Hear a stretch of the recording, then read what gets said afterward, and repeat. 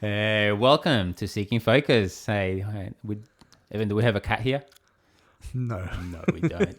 It's my voice. It's I actually watched too much Police Academy when I was a kid. I think maybe the bloke that was doing those really cool noises. I just love my noises. Anyway, welcome to Seeking Focus, guys, and this is episode 5. Welcome to Seeking Focus, a podcast that provides photographers and videographers with a place to critically compare technology, share ideas, and enhance their skills. Hey everyone, thanks for tuning in again. And Marty from Melbourne Images and Evan is here.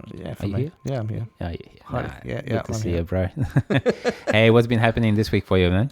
Not much. It's been a reasonably quiet week. I actually caught up with you earlier on today. Did you? Yeah. No, we did. Yeah, we did. Cycling. Bike riding. Yeah. What a lot of listeners probably don't know is that we're avid bike riders, mountain bike and road. No, yeah, the road component with me, it's kind of I still use my mountain bike for. But you still do road riding. I do. Just because you make me, man. It's you and your skinny tires and me and with my muddies on it. Hey, I also have the muddy tires as well. Just don't use them on the road. Yeah, come on, man. You got to jump in there. I'm not as tough as you. I think you're going to get that e-bike soon. Never going to happen. Never, ever going to happen. But with the bike riding, I mean, we get to see places around Melbourne or anywhere else we travel for that matter, which is you wouldn't see normally in a car. Yeah. You know, we're in little creek beds and, we're climbing top of mountains. What do we do today? The Capital City Trail. Yeah, which is, about 30 Ks? Well, it's technically 30 Ks, unless you're us who keep getting lost and turning down the wrong track. We did get lost a few times, actually. Yeah, we did. I think we ended up doing 4.5 Ks extra on top because we kept making mistakes. Yeah, I didn't even know how much. I didn't have my watch with me, so I just went off with what you said. So, I agree. I had my little Garmin sitting on my handlebars and riding along, looking at where we're going on the GPS, and suddenly there's like 4,000 lines everywhere, and I'm like, I got no idea where we're going. So we'll take a turn.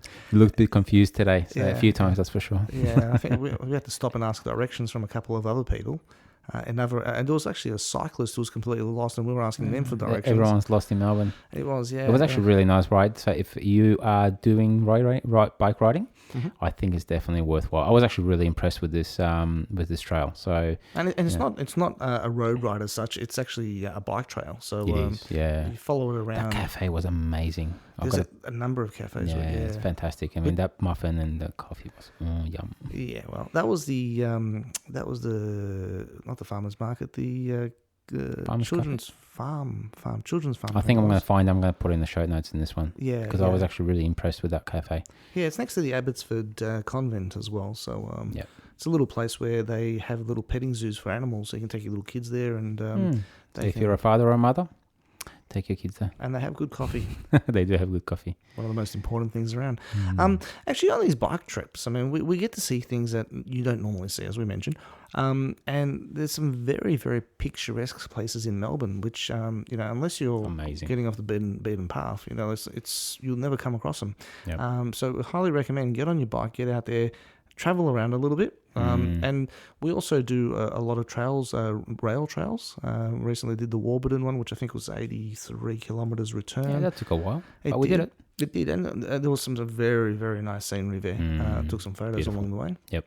We've got one coming up when the weather changes. We're going to be riding up to Mansfield all the way there. Looking forward to that. Yeah, and there's some amazing trails there, and some visuals are fantastic. So we'll be doing a nice overnight sort of trip there. So looking forward to that. We'll see how that's going to go. Probably have a heart attack on the way. But one of the things that we do when we cycle a lot was we talk and we bounce ideas off each other. And I mean, we came up with the concept of this podcast while we were actually cycling. Yeah, we did.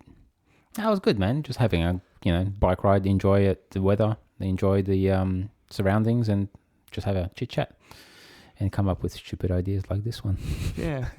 I remember distinctly when you turned around and said, why don't we have a podcast? Yeah. And why? Said, I don't know. Just do it. It was actually more like, I was riding up a hill. Yeah, no, I wasn't deep breathing on a telephone. But, Widow. All right, so, Marty, what's today's show about? Well, today I think we've got to sort of take it easy and back to basics. You know what I mean? I think it's worthwhile having a chat at the beginnings of photography, the extras that we tend to love, and begin our journey on this sort of, wonderful hobby / Career. Yeah. But look, I did want to just touch base on a few things that I think potentially will make you a better photographer. And will I be a better photographer if I listen to this podcast? Bloody oath you will be. Awesome. But what I want to sort of just have a chat about is more about some common mistakes that we kind of kick off with. Because, we've been doing this for such a long time. I think we made our fair share of mistakes. So just a couple of points that we want to sort of come across and just give you guys a bit of a heads up, I guess, what we've done, we're stuffed up on, and what you can make a bit better. How about we continue to stuff up on as well, in my head. We always stuff up, don't we? Yeah, we do. It's part of the learning process, and sometimes we just don't learn. Oh, yeah, look, you got to put that sort of mental note behind and just listen to it and just keep going. Make those mistakes. You got to make mistakes. Hey, rules meant to be broken in photography, right? Yeah. All right. So, look, the first topic that I want to have a quick chat about is just sort of the exposure triangle. A lot of people don't know what the exposure triangle is. And what I want to sort of, that's the fundamental things of photography, which is ISO, your shutter speed, and your aperture. That's your exposure triangle. So those three things, when lined up perfectly well, make amazing image. What do you think? I completely agree. But if you actually line those up and you have wrong values in any of those, your images can become crap. Oh, so, for example, you could have the perfect shutter speed. Mm. You could have the perfect aperture. Yeah. But you could have the wrong ISO. Oh, yeah. I do this quite often. I've come out of a shoot. I've got an ISO that's been set up for a very dark room. I don't change it. And I start taking photos outdoors with an ISO that's very high. Yep. 800, 1000. And then I get the photos and they look crap. What do you mean by crap, though? Grainy. Yeah. ISO, high ISO. So step back a little bit and just explain maybe to people that don't know. ISO is obviously the sensitivity to light. It is, and ISO is actually a standard. Mm. The ISOs with the ticks and stuff. Mm. Yeah. There was actually ISO, and back in, I think it was 70s or 80s, it was ASA as well, I think it was. Oh, yeah. Oh, mate, that's going back a while. Yeah, there was something like that. I'm a dinosaur, so they were both standards that were basically that tell you what you should be doing with your camera. And ISO is actually, it's a ratio sort of thing.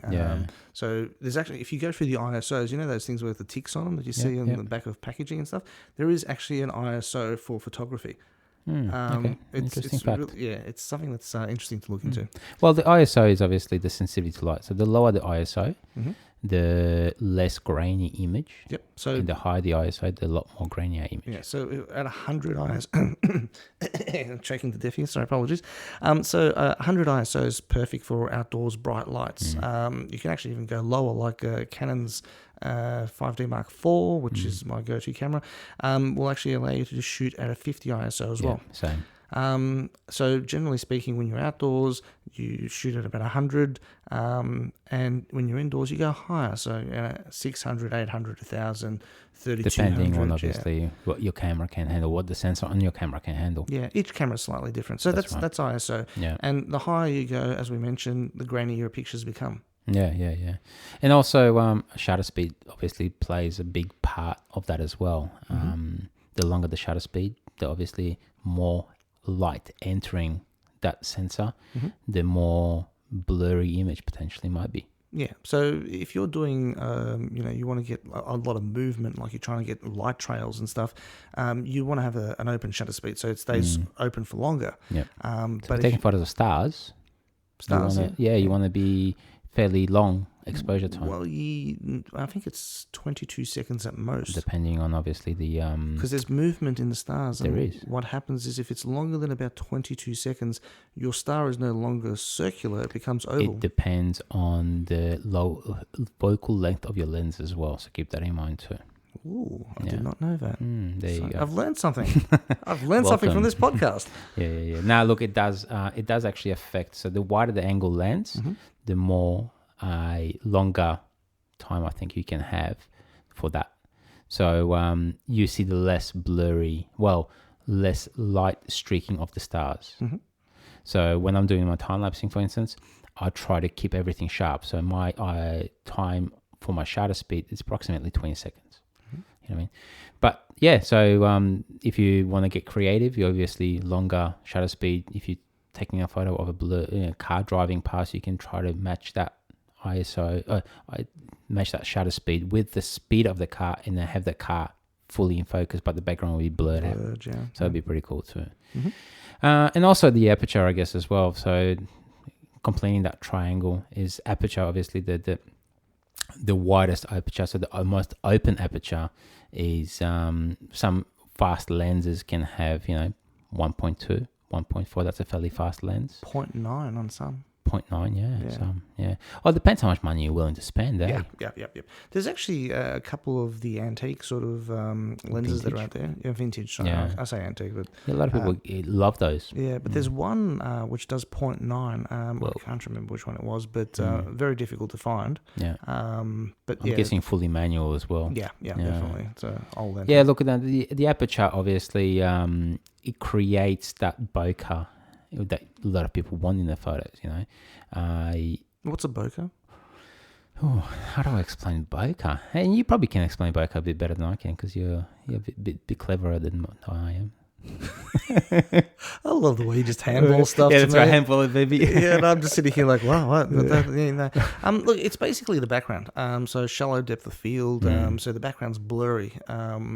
So your foreground, the person you're taking a photo of, say you're doing a portrait, they're sharp, and the background, as it gets further away, becomes more and more blurry. So that's more of a depth of field, though, isn't it? Well, yeah, but that also works on the aperture as well. The bokeh, yeah. So the bokeh is more about having something in front. So basically, if you shooting have something foreground, and that's basically fully blurred out. So give you an example, for instance, about a couple of months ago, I actually saw an owl in my backyard, and because the owl was sitting in a tree, the leaves of those tree the leaves of that tree were at the front of that owl and behind that owl. So when I shot that bird, not physically but with a camera, when I shot that bird at 2.8, for instance, the bokeh at the front, those leaves they were fully blurred out.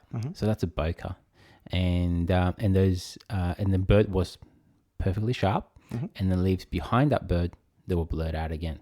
So depth of field is obviously part quite, of it, yes. Yeah, quite large. But a lot of and I should have probably, I was getting to that, but there you go. And there's certain lenses have different types of bokeh as well. They do. There's a couple of them which give you a swirly effect. Some that give you just a nice circular sort of, so you get like light blurs or almost like. So each one of them. You can actually change that as well. So you can actually, in the past, what I've done, and I mean, I don't do this anymore, but I have done it in the past. So you can actually get a black cardboard and cut a pattern. Yeah. Well, you've done this obviously as well. I have, yeah. But you can do like a love heart or a star or whatever else, and that becomes the bokeh in the picture. image. Yeah. So you put it on the front of the lens, and the pattern that you've actually cut out will basically show up everywhere where there's light. So if there's a street light, that street light will be in the same shape as what the little pattern you put on the front. The Helios, which is I believe it's a Russian lens. It's an old. Wow. Okay. Yeah, I'll that say just shows your age. I'm actually not that old. Well, I'm old, but not that old. The Helios. I like to give you crap for that. But the bokeh on the Helios, for example, creates a swirl. So instead of being round little blobs everywhere, it creates a swirl. Like you're almost getting like a radial blur. It's actually very unique. I haven't seen that before. Okay. It's sought after. You can pick them up. usually they're in bad condition because it's such an Yeah. old lens, and they will never really build to high quality. Is that similar to the anamorphic lens? Anamorphic's different Okay. in the sense of it's wide and Yeah. light flares and stuff. Right, So probably not getting into that. no, that's another for another episode. But the Helios is actually a very, very sought after one. Now, have a look at it. It's an old Russian lens. There's multiple versions over the years. The 52. I can't remember the numbers. Sorry, it's escaped me now. But the early versions of them, they actually had some amazing bokeh. Yeah, interesting. Bokeh. And they are really beautiful lenses. If you can find a good quality one in good condition, they're worth getting. But the problem is they're so old and they were treated so badly, they're falling apart now. But anyway. All right. Okay. Cool. Well, yeah. So another part of the aperture component is shooting at fully closed aperture. So we're talking about f16 to f22. And there's obviously cons and pros for both. Okay. You know what I mean? So wait. And I've always had a problem with aperture when people say a small aperture or a high aperture or a wide aperture or I get confused by the terminology. So I don't know why. It's usually it's flipped around. So the most open aperture. So that's sort of the fastest. That's all the blades inside the actual lens when they're open as wide fully as possible. as wide as possible. So all the light can come through. Yeah. But obviously, when you close everything up to f16 or f22, that obviously close all the blades together. So I don't know the technical words for it, but what it is, it's basically the sharpest part of the lens. So when you actually close up all the aperture rings or make the aperture really small, you're actually using the sharpest part of the lens, which is used mainly for landscaping, for something that you want to get into focus. So everything, so the front and the back, it will be fully sharp in focus. Very, very lacking in depth of field. Yeah, that's right. However, a lot of people do also landscape images with focus stacking as well. And they like to shoot wide open, multiple exposures, and they stack them together to make sure that the front of the image is sharp just as much as the back of the image, or the background of the actual image itself. So yeah, look, it's really up to you. And I think, I've probably mentioned this in the past, there's rules of photography, but those rules are meant to be broken to get creative. Yes. So if you want to start shooting your landscape stuff at f1.2, if you got that lens. I mean, I own 24 1.4, and I purchased that lens. I used to have 20 1.4 as well. And those lenses are fairly wide, so they're wide angle lenses, and they're really good photography for stars, for instance, or similar to that sort of stuff. So yeah, so that sort of obviously works quite well. The three variables that I wanted to also talk about is obviously when you're taking an image, it's about light, the subject, and the composition as well. I guess that's the main fundamental thing of photography too. You got to sort of make sure that you pick the right time of day. If you do your obviously landscape images, so beginning of the day, so sunrise and sunsets, it's like your golden hour, your the best timing for sunsets and sunrises, and the light is really, really pretty. Your subject matter as well. So if you're walking down a beautiful pier, your subject matter draws you into the image itself as well. So your composition is sort of, you're getting drawn into that image by looking at that pier, and that pier is just keeping going. So like the photo behind you, which is of the St Kilda that I took. But you got your St Kilda pier, and you've got your beautiful cafe, which is obviously been there for 100 years. It's burned down once, I think, a few years ago. But it's rebuilt. It's been rebuilt, but in exactly the same, basically setup, I guess. But yeah, look, the composition is obviously a big thing as well. Composition is something when I do teach some of people photography, I always tell them, the front of the image is just as important as the back of the image. So the foreground is just as important as the background of the actual image itself, because the whole thing just draws the person in when they look at that photo. And when the image is printed very large, you kind of look at that and you stare and you kind of go, oh yeah, you get that sort of, I don't know. I do. I think.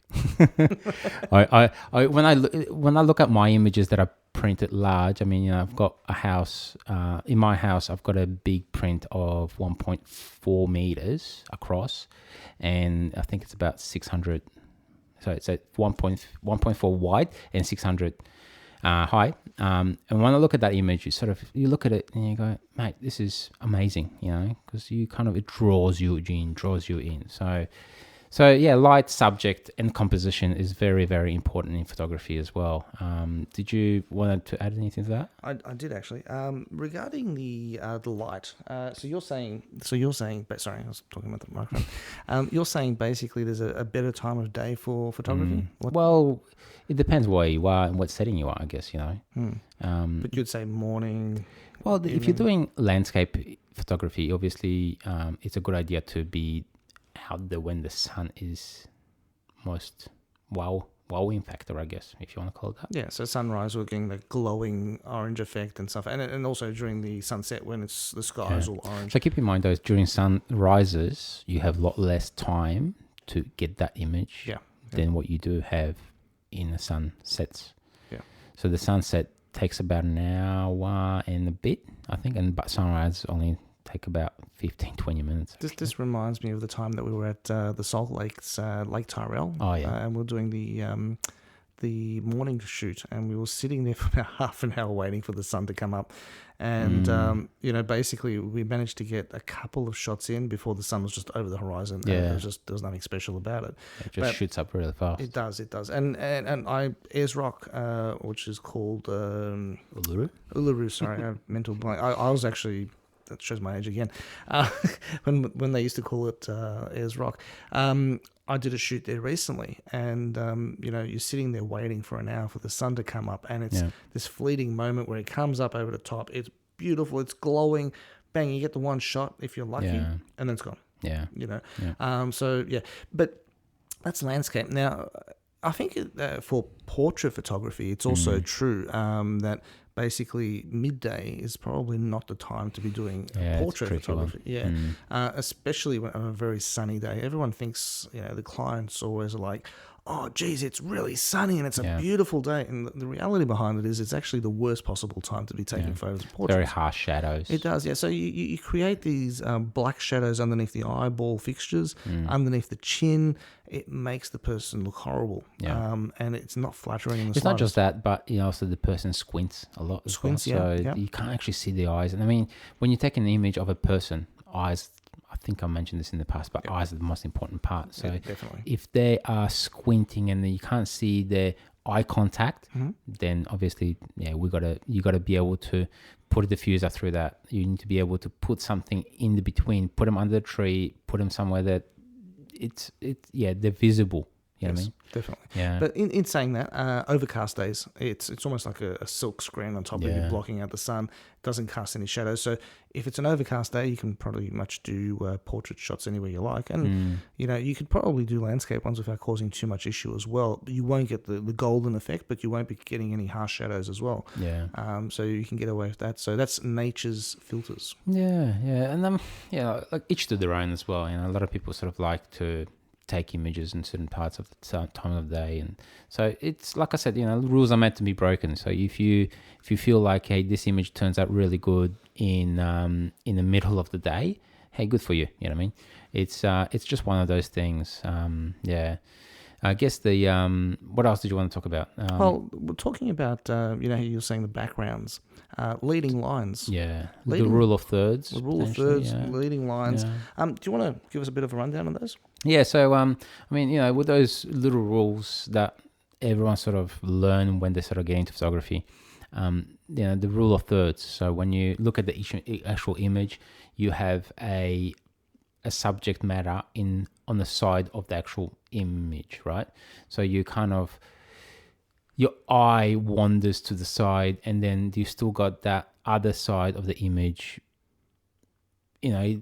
leaving a lot of things to imagination in a way. Yeah. So a lot of cameras nowadays, they have features in there like the crosshairs, and they've also got the thirds, so like a frame. The frame, yeah. So basically, it allows you to be able to line up people into those frames, and so the thirds thing is that basically the screen is cut horizontally and vertically in thirds.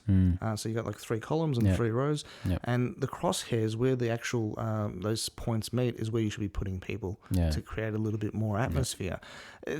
I don't think it's the be all and end all rule. No, but it definitely helps when you at the beginning. It does. It creates a Yeah. bit of interest, and having a person in the middle of the screen can also work as well. It's more of an authoritarian sort of stance. On the side, it's a little bit more dreamy. Yeah. Leading lines as well. So, Yeah. like I mentioned before, you know, if you take a photo of a pier, for instance, that's your leading line towards the infinity almost. Yeah. So what you try and do is you get the edges of the pier, the bottom edges in the corners, and it leads into the center of the image where you want the person to look. So those lines direct you to have a look at a particular part. So you can highlight an object in your picture by having a leading line leading to it.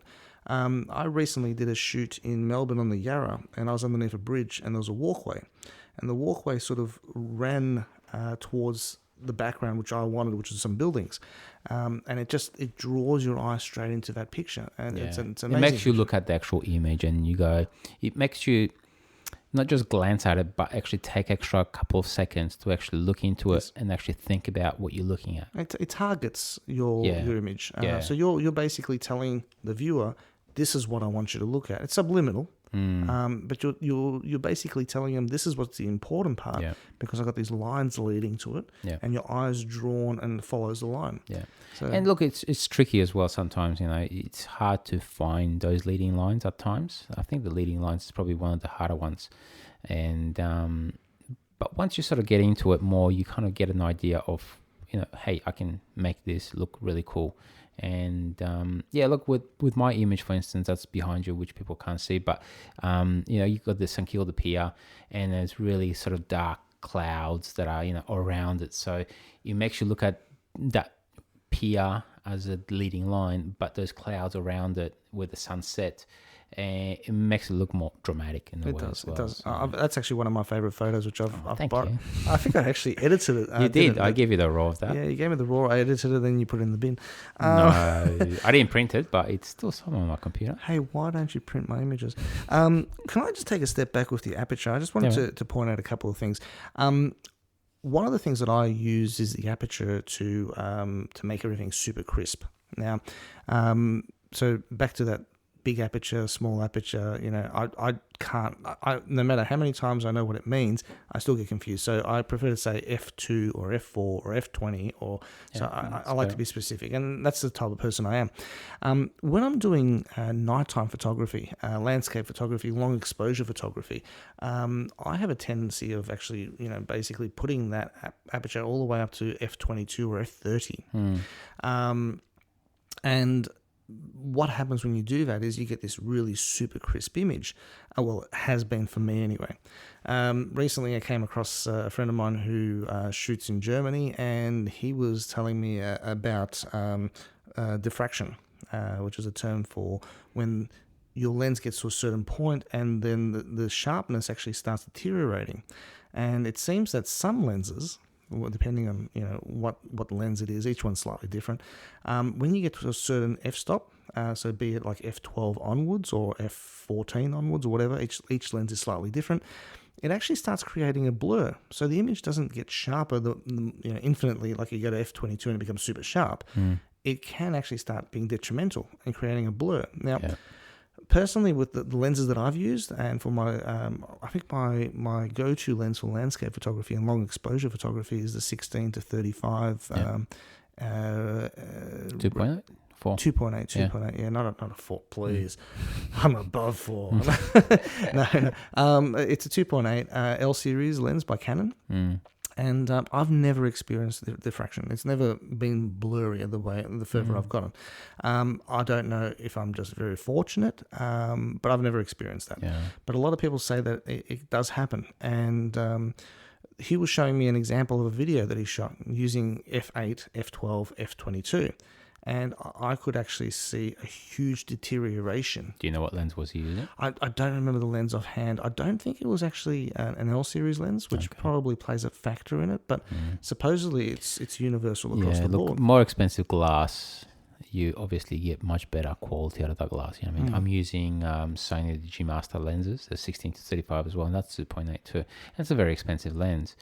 And to be honest with you, I never shot that lens at f22. If it goes even higher, I don't even know, because most of my landscape images are done on f11 to f16 max. Yeah, and that's the difference between us. You've always done your landscapes. You've always said to me, do it at f11. I'm like, no, I will do it at f22 because I just want to be stubborn. But what I've also noticed is that at an f-stop of f22 or f30, because I've got a couple of lenses that do it f30 as well, the lights, street lights and stuff become stars, like huge. Like we're talking heaps and heaps of little beams flying out of them. And the higher you go, I should say the lower, or the closer you get to f22, the more star beams you get. Yeah. And that's one of the things that I like in my photos. I sometimes take it to extremes. And see, the other way, like with myself, I prefer the other way around. So I would actually put ND filters in front of my lens at night. To be able to cut that light out, to be able to not to get that star look. You know what I mean? And that's obviously both of us photographers, and both of us do exactly the same thing, yet different. You know what I mean? So that's a good thing. So with my lenses, I would shoot a like a landscape of a cityscape. You know what I mean? And I don't want those lights looking like that. I mean, sometimes I do, but actually most of the time I don't. So if I do that, I would put an ND filter, like an 3 or 5 stop or 6 stop, depending on obviously the situation, and I would use that not to show those stars. You know what I mean? So there you go. It's all a personal choice. It is. Yeah, spot on. So one other thing that you also need to be aware of is when you start going up to those higher figures like f22 or f18, any dirt that is on your sensor becomes really obvious and it starts showing up in your pictures. So if you're shooting at f8 and there's a bit of dirt on your sensor, it won't be as obvious as if you're shooting at f22. And because I shoot at f22 quite regularly, I had my sensor recently cleaned, and for some reason it's actually had an adverse effect on it now. And every time I shoot, there's crap everywhere all over it. And I've tried cleaning it again, and it just happens over and over. I think it's acting like static cling and just drawing everything into it. But yeah, so be mindful, diffraction, and also be mindful of dirt specks on your screen. Lenses and stuff become really obvious the higher you go. Cool. All right. So the next part that I want to sort of touch on, and which I use pretty much all the time, is the histogram. So a lot of people don't know much about the histogram component, but what histogram tells you, it's a chart. It's a mathematical chart in a way. It's like a graph. Yeah. So it's a graph of showing you your shadows, your midtones, and your highlights. So normally, if you look at that, and you should be able to see that on your camera on the back screen or in the viewfinder if you have a mirrorless camera. So your shadows will be on the left-hand side and your highlights will be on the right-hand side. So what I normally would do is every time I take an image, I would look at those highlights, shadows, and the whole histogram, see if I got any massive peaks. So if I have a peak in the highlights, I know that I'm losing detail in that image. Yes. And vice versa. When you say peak, you're referring to on the graph, there's like this massive spike. Yeah. Okay, so it's a massive spike. So if you're taking a photo of something that has a lot of whites and stuff like that, there'd be a massive spike. Yeah, so it's a very high contrast image with very you'll see the histogram on the right hand side spiking up a fair bit. So we try to obviously take an image with a little bit more detail in it, and then you modify that in post-production in your Photoshops. Or so you're saying that graph should be almost equal across the board, sort of. Well, you're aiming for that, yeah. You'll never get it. I mean, it's obviously. Yeah. I remember the first time you introduced me to it, I was like trying no matter what. I just couldn't get the graph to be flat. Yeah. And I was like, why won't it be flat? And with time I realized that it never will be flat. Yeah. But you try and you got your spikes, but you're trying to obviously get. So the lower the if there's no spikes, that means you actually have a lot more detail in the image, and you can modify that in post-production in your raw image. Because I guess going into that, the raw component and the JPEG, so cameras shoot both raw and JPEG. Now, the JPEG is obviously just a quick image that people can get out of the camera if you want to just smash it out and that's it, which is okay to do. I mean, you know, I've done it in the past. But if you want to start getting into more detail and raw images, the way to go, it captures all the information that the camera sees on the sensor. And then potentially later on, you do have additional flexibility in post-production to be able to modify that. Have you started shooting in RAW straight away, or did you go? No, when I first started, and this was a subject of a previous podcast that we did. When I first started, I had an eye for photography. I didn't have any knowledge about the techniques behind photography. So I always just chose JPEGs, and I shot for many years using JPEGs. And look, don't get me wrong, the pictures were fine. But when you go back at a later date and you see those pictures and you think, oh, if only I could do this or I could do that, you don't have the flexibility to modify the images the way you do if it had been a raw file. Yeah. And so I've got several years of off-road racing that I shot around Australia. And they're good pictures, but can I modify them? Not really. Can I do anything exciting with them? Not really. I'm pretty much stuck with what I've got. Yeah. You know, I mean, sure, you can, you know, increase the brightness or darken it down and stuff like that, but the flexibility is obviously gone. it's just not there. And the things that you can do in RAW is mind-boggling. Yeah. You know, I did a shoot on the Great Wall of China. And when I got home, the amount of leeway that I had with the RAW, and because there was a lot of fog, there was, you know, I was shooting in the rain, there was a thunderstorm. And you removed all the people, I remember, as well. I did. Thousands of people were just removed like that. But you can do that in JPEG, so it's not. That's not. You can, yeah, but you've got a lot more flexibility. You do. But the thing was with the fog and the rain clouds and the thunderstorms.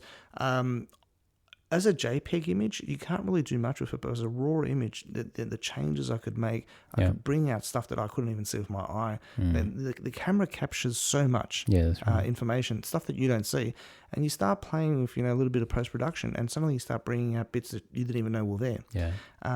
Actually, talking about that, I haven't actually achieved that, but I've seen people achieve that, and being in Australia, we get the Southern Lights. Yes. So actually you can see that from Cape Shank in Melbourne at times, depending on obviously the solar flare, how good it is or not bad. But one of the guys that I actually went to Iceland with, he actually lives in Blackrock, and he managed to sort of capture that aurora in the back, literally in his backyard. And I was like, did you know that, you know, was it really that nice with the naked eye? He goes, you know what? I haven't not seen anything with the naked eye. I just basically pointed that camera, set the settings, and I got that. So the camera actually saw the spectrum of light in a raw image, yet the human eye couldn't see it. And that image looked amazing. You know, I mean, like it was really washed out greens and purples, and it was fantastic. But yeah, it's like obviously, you know, if you had shot it in a JPEG, you wouldn't get any of that. Correct. Yeah, spot on. So yeah, so I guess a bit of fuel for thought. You know, I mean, it's sometimes JPEG is okay. If you're on a quick shoot, and you know you want to shoot JPEG and RAW in the same time. And I think Evan mentioned to me offline, so he was shooting a quick shot for a client, and you basically had to give them the images right there and then because they wanted those images on social media straight away without any modifications. And you could have, you know, sort of straight away took it out of the camera with JPEGs and gave it to them, and here you go. You know what I mean? Yeah, and the benefit of JPEG, and look, don't get us wrong, JPEG has its place. The size of JPEG files is actually a lot smaller than RAW files because they're not carrying all the background information that you can use when you're editing it. So it's like the bare bones of the picture. What you see is what you get.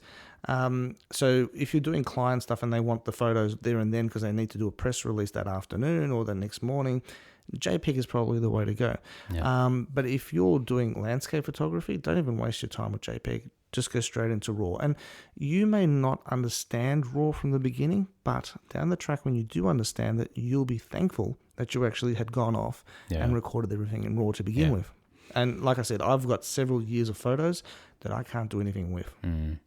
I guess also a lot of people, you know, getting into this, they don't want to spend the extra money on Photoshop or Lightroom or whatever else. I mean, but the thing is, okay, fair enough. I understand there is a fee involved with Photoshop and Lightroom and all the rest of that, but there are actually a lot of other programs out there which are just as good and they're completely free. Yeah, right. And which, to be honest with you, I never came across. So when I started off with photography career, I straight away went to Photoshop. That's why I only use Lightroom now for my time lapse, manufacturing or producing.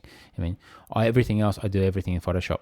So, but if you're on a budget, 100%, and you don't have the money to spend on an annual subscription, because now you can't even buy the program outright. You got to pay by the month, or an annual subscription. It's not cheap either. It's not. No. It's not. And if you can't claim it on tax, or you're not getting a big enough income from it, you can. I think just purchase the Lightroom component only, or but it ends up costing the same price as if you got the whole kit and caboodle, because Photoshop, Lightroom, and a couple of other programs are the same price as Lightroom, and potentially with packages they're actually cheaper. But this is important. There are other programs out there that will do the same job and for free. And one particular one that jumps to mind, and I actually suggest this to a lot of people who are starting off, is GIMP. So GIMP. It's a freeware program. It's basically built by the community. Like Audacity is done by the community as well, which is an audio program. So don't go looking for Audacity if you want to if you want to edit photos. You're not going to get that happening. But it's a great program, extremely powerful, and there's no cost at all. So there are packages out there that you can get if you want to do all this type of stuff without spending big bucks. Yeah. Just want to sort of mention a couple of downsides, I guess, to raw image as well. So the file size, the obviously more megapixels you have, the potentially bigger size of the actual image itself. I mean, you can regulate that in the camera, so you can actually select small RAW, medium RAW, and large RAW. And you can do that on JPEG as well. Yeah. So, but with RAW, you obviously get fairly large image. So on a 30 megapixel camera, you potentially get around sort of 30 megabytes in one image. And so the speed of the whole thing is in JPEG, the camera puts in saturations in, the camera gives you a little bit more of a final look, if you want to call it that. So the processing speed of the actual image is a lot less, and you can get it out there. And, sometimes it doesn't make much difference to people. Hey, you've got that blurry background, looks cool enough, good enough, let's pop it out online or whatever else. So you obviously need the software. You need to have the time to be able to convert the image from the RAW to the JPEG and to be able to distribute it as well. So that's when you are taking photography from just photography to an art form. True. That's why I cannot tell people enough. Go raw. Everything you do, raw, and don't go off and skimp on the size. Keep the files big. Because if you ever do decide to print, but the hard disk these days, I mean, they're cheap. They're cheap, it's so like you can $80 for like a 2 terabyte hard drive external, and the pocket ones as well. So they're not the cheapos. Yeah. Even the SSDs, man, they've dropped in price a fair bit too. The small, the solid state drives. Yeah. So they have dropped in price. So so with the cost out there not being that high, you've got no justification for not spending the money and buying something that's actually going to work for you. Yeah, something else that I want to sort of mention as well was filters, So I think both of us sort of use a fair bit of filters, and myself, I have 3 different types of filters. So I've got Polar Pro filters, which is very pro grade kind of, I've spent a hell of a lot of money on them. So, but your Polar Pros are part of your matte box, aren't they? They are, yes. Okay, because you can actually buy them separately without the matte box, which is a lot cheaper. Because I actually run the Polar Pro lenses that don't have a matte box. There we go. Tongue tied. Well, you meant that's right. But I also picked that because in the past when I was starting off, I actually purchased just El Cheapo stuff from eBay. Yeah. And as soon as you put that in front of the image, and you probably won't understand that until you kind of train your eye a little bit more, but those filters are shocking. Yeah, that's not the word you want to use, is it? No, I want to keep it PG, but but yeah, like those filters are really crap, and simple as that. I've used them, and I put them straight in the bin. And they do color casting as well, so they basically create like hues of purple and blue Yeah. where they shouldn't be purple or blue. And the cheapos, I could think of 1,000 of different ones that I've actually seen on the market. They And there's a lot of knockoffs as well. Sorry. yeah, they look exactly the same but they're not. Polar Pro actually, with their variable ND filters, the Peter Mac versions of them. I actually recently came across 2 other products that are identical. They look the same. Yeah. Everything about them is a complete rip-off. I don't know what the quality of them is, so I can't comment on that. But I'm hesitating. Well, yeah, with me, like I said, I've got 3 different types, and because I'm doing this, number one, professionally, and number two, my eye already knows exactly. So I just said, you know what, suck it up, Marty, and just buy the good stuff. Yeah. Buy the good stuff. So basically what I have done was, so I've got Polar Pro, I've got Lee filters as well, and I've got, what's the third one? Oh my God, I forgot. Nissi. Which is Australian. Yeah. So, yeah, they do produce really good glass from that perspective. And those filters are very, very useful for any landscape image. I mean, so you've got your ND filters, you got your neutral density filters, which is cut. You can get all different types of different things. And I mean, if you can afford it, hey, go for it. No worries. Personally, I just sort of bought, I think, a 3-stopper, a 6-stopper, and a 10-stop, I think it is. And what they do, they cut the light out by obviously different stops. And I don't know.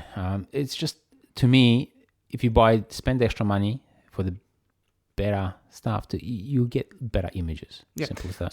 So you've mentioned 3 filters by brand. I also use Schneider as well, which is up there, you know. First of all, they are very expensive filters. Look, let's not lie about this. Filters, I think 10-stop that I purchased, the Lee 10-stopper was about $300. Yeah, one of my Schneiders is worth $750 for one filter. It's a square 4x4. So look, they are extremely expensive. So don't be afraid to buy secondhand. Because secondhand is a good way of getting yourself filters, which basically, as long as they're not scratched. Yeah, scratches. Look, some people will sell you a filter and say there's a small scratch right in the middle and you can't see it. Well, I don't agree with that, but so just be mindful. If you are going to buy secondhand, make sure you inspect things. Scratches and stuff actually do show up. So that's a big important thing. There is actually slight differences between the filters. Now, Lee filters have been around for a very, very long time, and they are actually quite a good filter system, but they do actually, some of their filters do have a color cast on them, so they create like a slight purpley, I think it is, from memory. Purpley blue. Yeah, I think you're right. Yeah.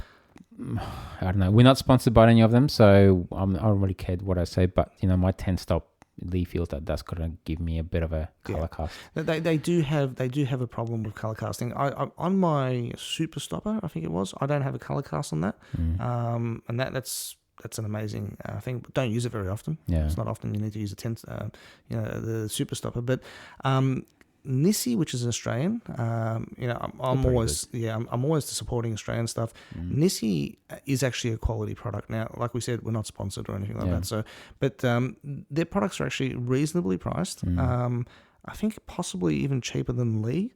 I think they're, they've been around for a while now, and I think the pricing is gone up a little bit. But they still are reasonably good. Yeah, they are very good. And I have never had an experience with Nissi having any color cast.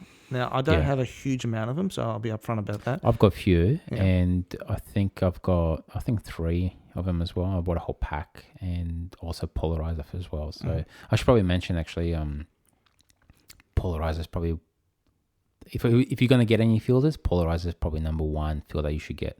That's my personal. Well, I think it cuts 1 or 2 stops of light. I can't remember now from my head. But what it does is it takes out a lot of imperfections number 1, it saturates the image. So it gives you much better clarity to the image. So if you're taking photos of white clouds, they're not going to be fully blurred out. They actually have definition in them when you turn it properly. Yeah. So you've got to actually explain that a CPL lens, a polarizer, needs to be twisted. So the whole polarizer needs to be twisted. So the way it works is it's got 2 filters in one, potentially. And then what you do when you're twisting it, it generates that filter blockage of light. I probably need to. It's actually bars. Yeah. You're thinking variable ND. Yeah, probably that's sort of my explanation was for variable NDs. A polarizer is actually the actual glass itself has got stripes on it, and when you twist it, the stripes cut out certain frequencies of light. Yep. The variable ND is actually two polarizers together, and they've both got stripes. And when you twist them, it starts actually cutting out the light, which so it is becomes variable dark. ND. Yeah. So neutral density. Yeah, so it gets confusing. There's so many different ones out there. Polarizers are all fantastic as well for shooting oceans, water, where there's a reflection. It cuts the reflection off. Yeah. So if you're shooting... even cars as well, sorry, can I just say as well. So if you're shooting cars and you're getting a fair bit of reflection off, obviously, the windows or even the Juco, as in the color of the car, it does cut out all that out. And they use it for, if you're like taking a photo of a storefront, a glass storefront, you use a polarizer, it cuts out the reflections. I mean, it's not going to get rid of them. Yeah. I mean, that'll be too good. But it actually reduces a lot of the glare. So, and for the oceans, like if you're taking a photo of the ocean and it's a sunny day, all you're going to get is this white reflection on top of the water. Yeah. A polarizer, good quality polarizer, not a piece of crap, will actually give you that blue or green color of the ocean or lake or whatever you're taking. So I think polarizer is probably the best beginner filter if you want to sort of get into it. It will cut out a little bit of light, but will also generate that really definition. So this is the interesting thing, because I actually don't agree with you on this. Oh, okay, interesting. So, because I've got 3 or 4 polarizers at home, and I think I've ever used them once. Which, and you're right, 100%. I don't really shoot oceans, so I don't shoot things that have got reflections. So for me, it's not the type of lens that I would go for. Okay. Sorry, filter. Sorry, my apologies. For me, a graduated filter, is the one that I would go for, because it allows you to be able to take photos of a horizon, and the sun's there. But should probably mention, so when you're taking a photo of a landscape and your sun is fairly high up, and that filter, that the graduating filter, so you can actually get a graduating filter that's I think 6 or 7, or even so they start off from top of the filter, they start off fairly dark, and then they basically they change. And there's also the dividing line from where it's completely see-through to where it starts darkening out. So when your sun is obviously peak and then that's overexposed, with that filter you can bring that exposure to the level playing field with both top and bottom. And also there's this soft focus one and the sharp one, which basically, depending on your horizon, if you've got way too many filters than I do. I do, and I don't ever use them. So basically, if you've got a horizon where there's nothing on it, you want to have a sharp-edged ND filter. And if you're basically got something that's got buildings and rocks and mountains, you want a soft one. So it sort of works with. Yeah. Long story. You got to see them to understand it. So back to the filter quality. So we've said basically the Lee's good. Nissi doesn't have as much color cast, and they're good value for money. Well, we're talking from experience as well. How would you compare Nissi to Polar Pro? Good question. Look, I mainly use the Polar Pro stuff for video work. Saying that, though, I have used it for a couple of images, and I must say it's probably the best filter that I've used. Saying that, though, I mean, I paid arm and a leg for it, you know what I mean? And I actually got my set directly from US as well. So and for those probably that want to buy certain things from overseas, I think you have to pay tax of a certain amount, because I've paid, I think, about $800 US for that when it arrives in Australia. Then you got to pay the import tax. I've got to pay the bloody import tax. So all up, but I think costed me like almost $1,500. Yeah. Look, my experience with Polar Pro is the quality of the build is fantastic. Now, they're not cheap. They are actually on the high end of most of the costs. Images, sensational. Quality of the build, sensational. I even just recently invested in some of the adapters where you can actually put a bigger filter onto a smaller lens. I used the cheap knockoff ones for a while from the eBay specials. And what I found was once I actually put them onto the actual filter, onto the lens, they wouldn't separate. They were just locked up and they wouldn't come out. That's a problem, isn't it? Yeah, the Polar Pros, they actually do come apart because they're ribbed, and they come off really easy. Yeah. So they're fantastic. Yeah, that's at the end of the day, that's the quality that you pay. You know what I mean? I mean, it's okay to start off with that sort of stuff if you want to just spend $15-20 or even $50 or something like that. But once you start getting serious about this sort of stuff, you'll see the difference. Definitely see the difference. Hey, actually, question while we're on the filters. Yep. What do you think of UV filters? UV filters. Oh, UV filters. Do you use them? I use UV filters on most of them. Too much to your disgust. I think every one of my lenses has UV filters on them. I have a tendency of basically mistreating my lenses, or the glass anyway. And the UV filters basically on the front of them protect the lens. So after a year or so of using them, I basically throw them out and replace them with a new one because they look like they've been sandblasted, my ones. Now, I know you never use any protection on your camera.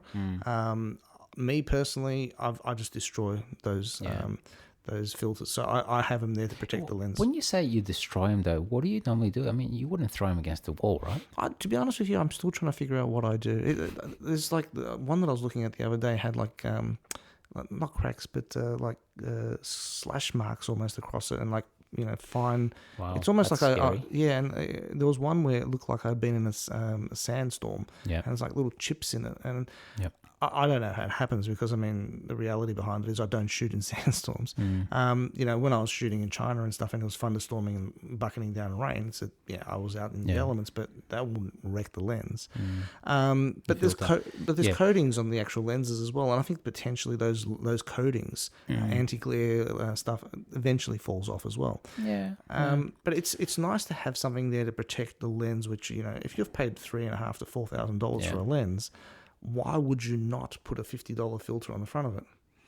Well, okay, I guess that's everyone's got their own sort of thing, but the reason why I don't put UV filters onto my lenses is it's for a simple fact that why would you put an El Cheapo glass in front of something that you paid $3,500 for? Sorry, when I say El Cheapo, I'm not referring to an El Cheapo. Yeah. But what I'm saying is there's a time and place for those things because, which I haven't really done. However, if you're shooting, for instance, mountain biking, dirt flying everywhere, rocks flying everywhere, there's just crap all over the place. Definitely a place to use. You know what I mean? Definitely place and a time to use them. For instance, when you use your UV filters at night, the image is just shocking. You know what I mean? Look, I've never had a problem with the UV filters causing adverse. But the thing is, when I say El Cheapo filters, I'm referring to a good quality filter. But by comparison to the lens, a $4,000 lens, everything's going to be cheaper. So that's an El Cheapo. So I'm still looking at Hoyas as a base model, something like that. I wouldn't be going off and buying the brands like Globe and stuff, which I don't even know what that is. Yeah, well, that's one of those ones on the market where you know, really cheap. Yeah, look, I mean, I've used them in the past, and I just found that the image wasn't as number one sharp. Number two, look, it's obviously going to have an impact. It's another piece of glass. And I look personally, if I'm shooting in an environment that I know that lens might get damaged, definitely put it on. You know what I mean? But normally, if I just go for a walk to the city and take a couple of cityscapes or even landscape stuff, I never bother. So I would put a ND filter on it, but not a UV filter. Actually, sorry, I've just thought of two scenarios where my UV filter saved my lens. Oh, tell me. I was filming a client, and they decided that it would be funny to lick the lens. What kind of clients do you have, man? I don't know, I'm sorry. But it happened. They licked the lens, and you got acid on your tongue, blah blah blah blah. I mean, I didn't have any products to clean the lens. By the time I'd actually gotten home, I don't know. He had acid for the saliva. I don't know, but the actual the actual coating on the lens started coming off. Wow. So we do have a lot of bacteria and acids in our mouths and stuff like that. Yeah. So I mean, I don't lick my lenses, man. Well, I don't lick them either. But that happened. And there was another time, I can't remember if it was me or someone else. So I've been doing it for so long. But we dropped the camera, and instead of the actual lens being hit by a little object that it fell on, it hit the actual glass, cracked the glass, but it didn't actually. So we took off the broken filter, and if you're taking images of forward driving like you did, and if you're taking, I wasn't referring to that, but yeah, but there is a high risk, obviously, of lens getting damaged. You'll definitely protect it as much as possible. You know what I mean? There's a craze at the moment where people are pointing spray cans at their lenses or cameras, and they're recording someone spray painting. In that particular case, I wouldn't be using a filter. I'd be using a big piece of Perspex, and protecting the camera as well as the lens. But look, it has its place. For my style of photography, I've always found it useful.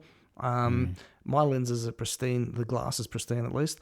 So that's why I use them. I look after my lenses as well. Like my babies, and every single lens that I did purchase, and I do spend a lot of money on my lenses. You know what I mean? So, look, I probably have good $20,000 worth of lenses itself, and every single one of those lenses, they have a job to do.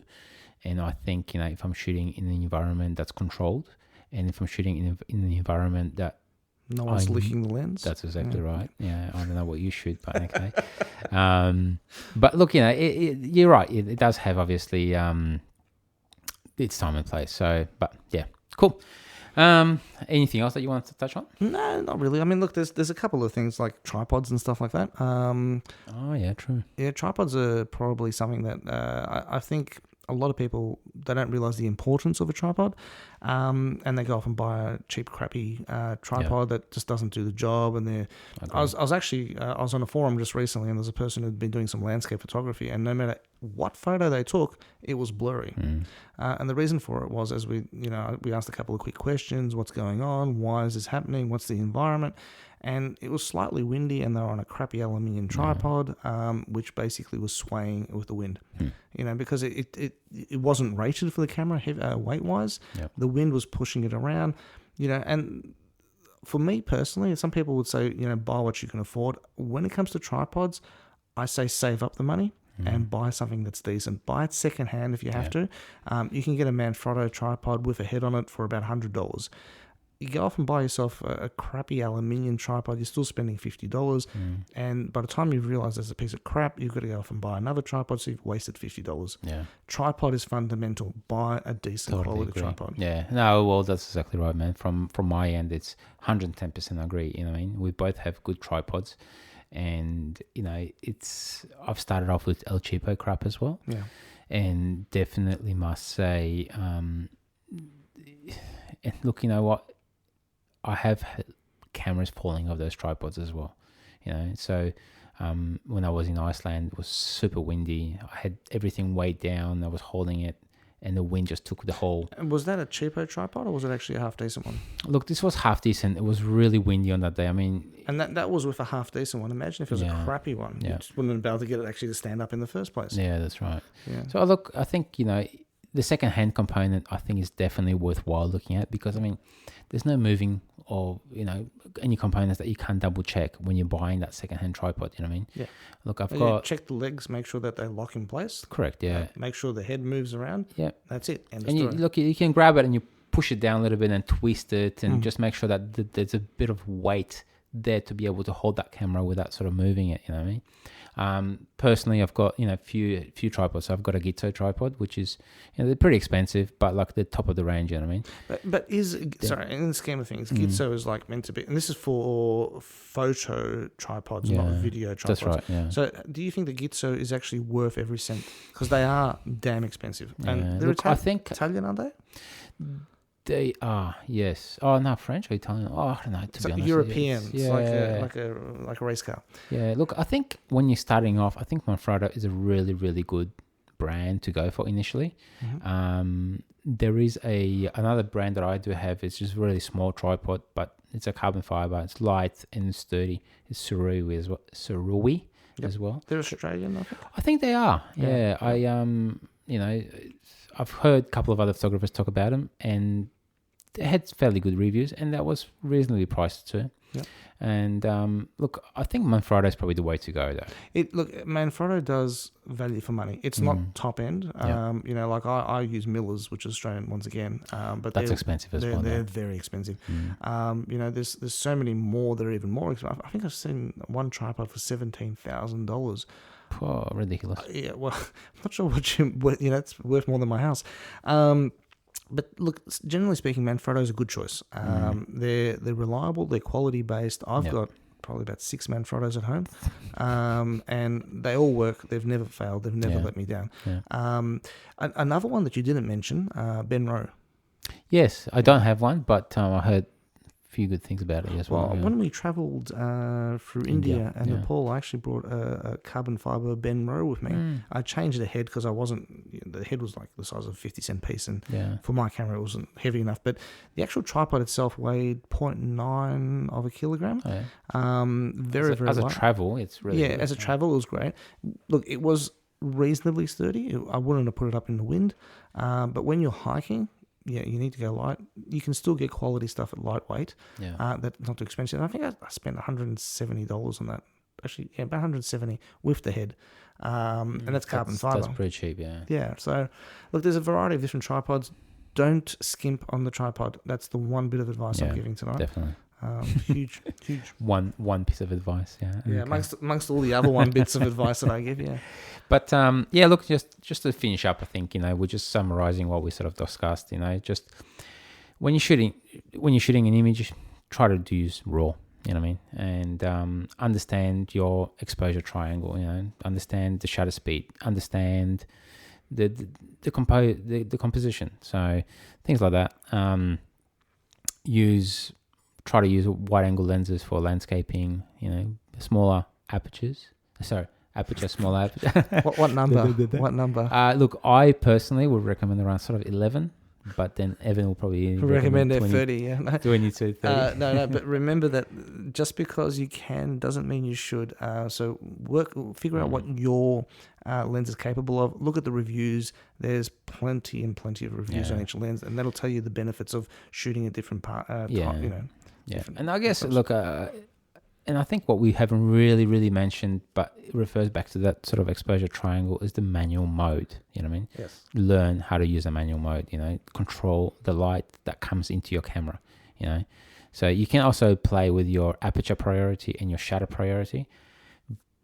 But I think, you know, once you sort of dab into that aperture priority and shutter priority, try to go for that manual mode. Control that light coming into the camera. Control that histogram. Yeah, and look, the shutter priority and the other one, I actually have never used those, believe it or not. Oh, really? So Yeah. I went from auto Straight to manual. I do occasionally use AP, which is like I only use that for flash photography. Yeah. But I've never actually used any of the other ones, and people swear by them. Personally, I just look, I do use it, and it can be obviously good at times when you in a high, quick sort of, you know, environment that you've got to take that image and it's got to be exposed more or less, you know, well. You know, like when you're taking photos of, you know, mountain bikes jumping off cliffs and whatever else, you know, your aperture priority will potentially be much better because you're trying to get that shallow depth of field, yet you don't need to worry about that shutter speed or, you know, whatever else. So you can adjust the camera the way it takes the image, you know, so you can actually do your exposure compensation and then play around with, you know, with one specific setting that you want to play with. You know granted.